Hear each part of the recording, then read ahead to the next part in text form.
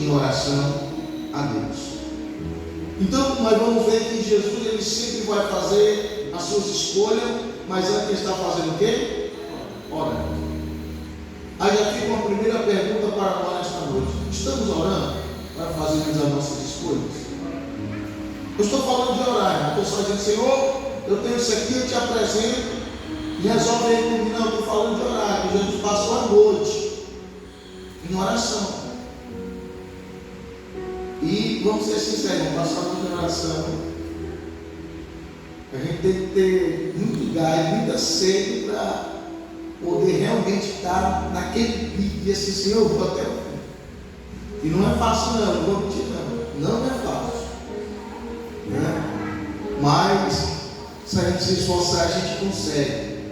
Então, quando Jesus está no Getsemane, meus amados irmãos, ele vai ter que tomar a decisão de orar, e ali ele vai orar. É o momento mais impactante da vida de Jesus, porque ele vai orar e vai dizer: Pai, se for possível, passa de mim esse cálice, mas todavia seja feita a tua vontade. Aí eis uma pergunta para nós. Que Jesus orando, Jesus disse: que seja feita a tua vontade. Será que nas nossas vidas o que está prevalecendo é a vontade de Deus? Porque muitas vezes a vontade de Deus vai nos levar para um caminho que a gente não quer ir. Porque Jesus disse: passa de mim esse. Se Deus dá a permissão, Jesus não teria ido. Mas ele disse: seja feita a tua vontade. Eis-me aqui, Senhor, para que a tua vontade se cumpra para a glória de Deus. E foi da vontade de Deus que o seu filho fosse moído, que o seu filho fosse morto, que ele fosse, meus amados irmãos, escarnecido, para que eu e você tivesse o direito à vida eterna para a glória de Deus. E Jesus tomou a decisão: Pai, se é a tua vontade, eu irei até o final para a glória de Deus. Então, meus amados irmãos, a nossa vida é feita de escolhas. Nunca se engane em questão a isso. E a gente precisa estar com a base focada na Bíblia e também com a base focada na oração, para que a gente não tome decisões erradas, porque decisões erradas vão nos levar para caminhos errados. Decisões erradas vão nos fazer sofrer mais, vai trazer mais luta, mais dores, mais angústia para os corações. Mas quando a gente aceita a fazer a vontade de Deus, muitas vezes a gente pode até achar que está difícil, mas você seguir o caminho à vontade do Senhor, lá na frente as bênçãos do Senhor vai te alcançar, e o Deus Todo-Poderoso cuidará da sua vida para a glória de Deus. Então a gente precisa entender e compreender isso, que a vida é feita de escolhas. E podemos ver Jesus fazendo escolha, meus amados irmãos, em cada momento da sua caminhada. Aqui no capítulo 6 de Lucas, versículo 12 ao versículo 16, é a escolha do discípulo.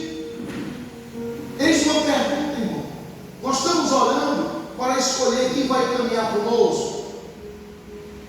E muitas vezes: não, fulano é gente boa, fulano é bom demais, não, fulano é isso, fulano é aquilo. Mas a gente precisa entender que às vezes pode ser só carne, pode ser só aparência. E uma das minhas orações, irmão, a Deus: Senhor, não me deixe confundido, revela-me quem está à minha volta. Olha só, essa é uma das minhas orações. Senhor, me revela quem está à minha volta, quem está me cercando, para que eu não fique confundido. Que a gente precisa entender, irmão, que nós vivemos em tempos difíceis, que nós vivemos em tempos que aonde, meus amados irmãos, muitos estão dentro da igreja e não são convertidos. Ainda mais quando você realmente fala de conversão, fala de mudança, de transformação, muitos se levantam contra a sua vida. E era aquele que vai dizer: dá certo, vamos mudar mesmo, vamos nos corrigir, vamos fazer a vontade do Senhor. Mas não diz: não, isso daí é assim, não, aquilo ali é assim. Mas muitas vezes é sorrindo para você, dando a mão para você, mas querendo ver a sua queda. Aleluia. E Jesus, antes de ele escolher os 12 discípulos, ele passa a noite em oração. E ele escolheu todos os 12. Foi quem escolheu? O que foi que escolheu? Jesus que escolheu os 12. Foi ou não foi?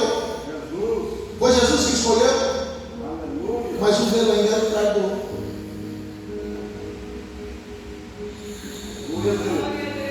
Os irmãos conseguem compreender, irmão?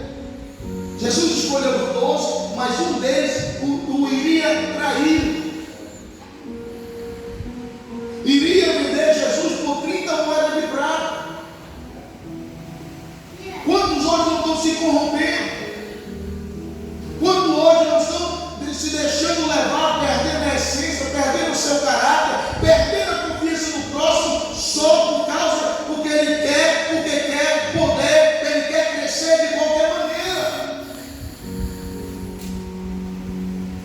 E precisamos entender, irmão, se a gente não orar, nós também seremos